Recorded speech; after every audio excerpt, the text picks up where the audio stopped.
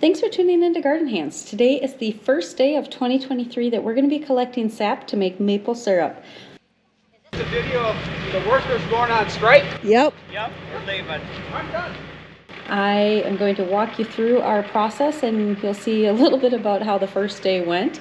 It was a great day for collecting. You can see the skies are nice and blue that day and we had lots of helpers to help us out. So this year we actually have our collection system set up a little bit differently. On the back of the tractor is this wood crate almost, and I think my dad called it a carry-all. And basically we're putting our collection tank right in that carry-all. It was the perfect size for our collection tank that we've been using for several years. The nice thing is that we can raise and lower this, so we can pick it up as we're driving through the woods and we can lower it when we're adding sap to it. This worked out really well this year because the snow was so deep and the tractor had four-wheel drive, so we were able to get through the woods pretty easily before it got too terribly muddy. Then the fun begins. So basically the crew starts out, we pick our starting spot for the day and everybody grabs a couple of buckets. These are 5-gallon buckets that have been washed many times, and they're dedicated to collecting sap now. But basically everybody heads out. We kind of try to go in somewhat of a logical order, follow where the tractor's gonna go. And basically you're gonna go to your tree, you're going to remove the bucket that's hanging on the spile, and there are holes cut in the top of these lids so that we don't have to take the covers off, which makes it pretty nice most days. Sometimes when the weather's gotten really cold at night, we'll find a little bit of ice inside the buckets that are hanging on the trees. If we can, we screen that out or shake it out onto the ground. Sometimes we have to take the lids off of every bucket and grab a big chunk of ice out of there. But the nice thing is that the ice is only water. So what we're collecting is actually slightly more concentrated, which means that we can make syrup a little bit faster.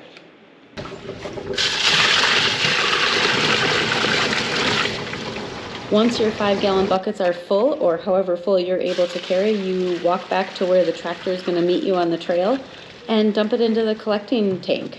We're pouring it into this silver filter that's on top. If my memory serves me right, it's a fairly good sized filter. It's just to collect the really big thing. So if there's any bark or anything that might be in the buckets, this will be a first pass where we can filter that out. Once that tank is full, the tractor is going to haul it back to the sugar shack. And at the back of the sugar shack, we have what looks like a lot of stuff, but it's actually not that much. So on the first dolly on the right-hand side here, it's got a black motor at the bottom. This is going to pump the sap from the back of the tractor and put it into that large milk tank or a bulk tank that's in the background there. This makes the process go much faster than just doing gravity fed. I don't think it takes more than 3, 4, 5 minutes. I could be wrong on that estimate, but it really goes quite quick. The new addition that we got last year is on that second dolly. It's right in the middle of the screen there. It has a little blue filter tank on it. And this is the reverse osmosis setup, sometimes called an RO in some of our videos. And if you follow the maze of tubes and wires and everything, it actually is getting fed from the bulk tank. It goes through the reverse osmosis process and it's removing, I think they call it permeate. Is that like perfectly clear water? And the permeate goes into the crate or the tank on the left-hand side of the screen. It's kind of housed in a metal cage, and that's just completely clear water. Usually we end up dumping that out, or we might use it to clean filters as kind of a first step at cleaning things. We do use the water every once in a while if we have to rinse something out, before we take it home at night. But it's kind of a nice source of water if we need it, but most of the time it just gets emptied once it gets full. The concentrated sap flows up into the bulk tank. You can see a little bit of a tube flowing up into the bulk tank, and that's more concentrated sap.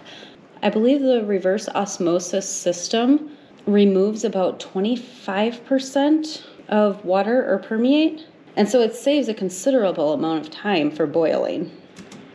Here's a quick glimpse. Every once in a while, Dad will jump up on the ladder and check in the bulk tank just to make sure we're not going to get too close to the top. But coming in through that blue tubing is the sap that was directly from the collecting tank. This bulk tank, I believe, holds about 500 gallons.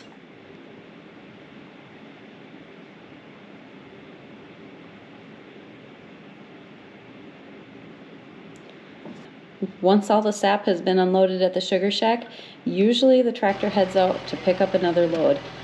During the time that the tractor is unloading all the sap that was collected, it's not uncommon for everyone who is out collecting to scoop up all the buckets that were in the back of the tractor and fill them up while the tractor is back at the sugar shack. So once the tractor comes back out into the woods to pick up where they left off, they usually find 20 buckets that are full of sap.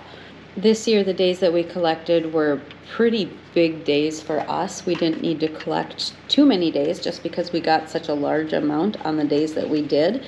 So it wasn't uncommon for there to be about 20 buckets full of sap ready when the tractor came back out into the woods.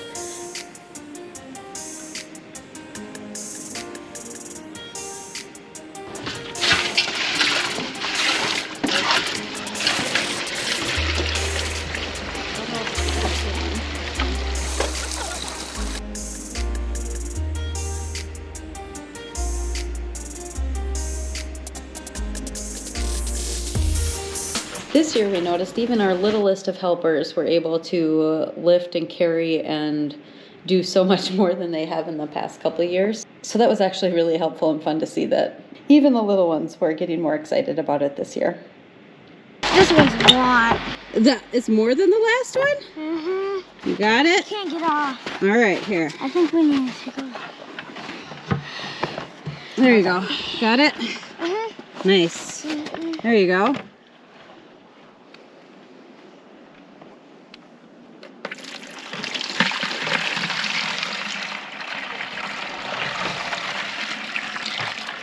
There's some ice. That's all right. Can you shake the ice out?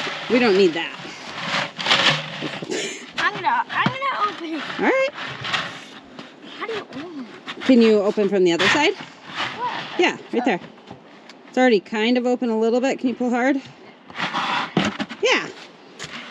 You can dump it in the snow. Yeah, we don't need that. Thank you. How did the ice get in here? When the water comes out of the tree, the sap comes out. Most of it's water, isn't it? Mm-hmm. I can help you with that part. Do you want me to take the one with sap in it? No, I got it. All right. Do you want me to take the other one?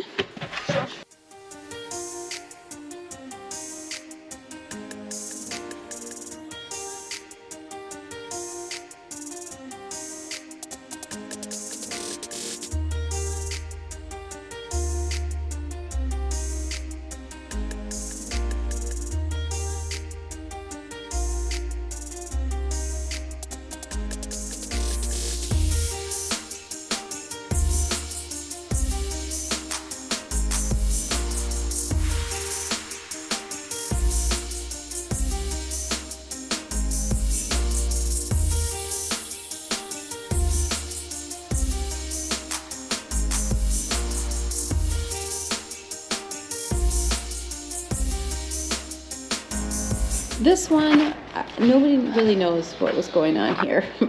I think this was a lost bucket from the previous day of collecting. What's the story with this one? What? We left it out here A pail full? with ice? I don't know. What is it? Full of ice. You guys are playing with me. I didn't put it there. I don't know. You walked right by, you didn't see it? Over there. That's full of ice. Must have been left here. In previous videos, I know we've talked about how lines don't really make sense for our application for a couple different reasons, but one of the things that we enjoy about doing these buckets is it just allows us to spend a little bit of extra time out in the woods. Usually neighbors or family come over and help tap the trees and then collect several times during the season. And it's a great way to just get outside when the weather is pretty mild. It's not terrible out. And have a little bit of fun. There's always a lot of laughs that happen, and it's great exercise. It's always a challenge to either walk through the snow or the mud or step over the sticks, and and it just provides a lot of great memories and laughs. So if you're only doing it with 1 or 2 people, it does take longer, and it is, you know, a lot of work physically, but usually we have quite a few people out helping, so that part of it doesn't go so bad. Well, thank you so much for coming along with us as we collect for the first time in 2023, and we should have some more videos coming out about the process and other days out in the Sugar Shack, and maybe some tours of some of the different pieces of equipment that we're using. We appreciate you watching. Make sure you hit the subscribe button and hit the thumbs up below the video. Thanks, bye.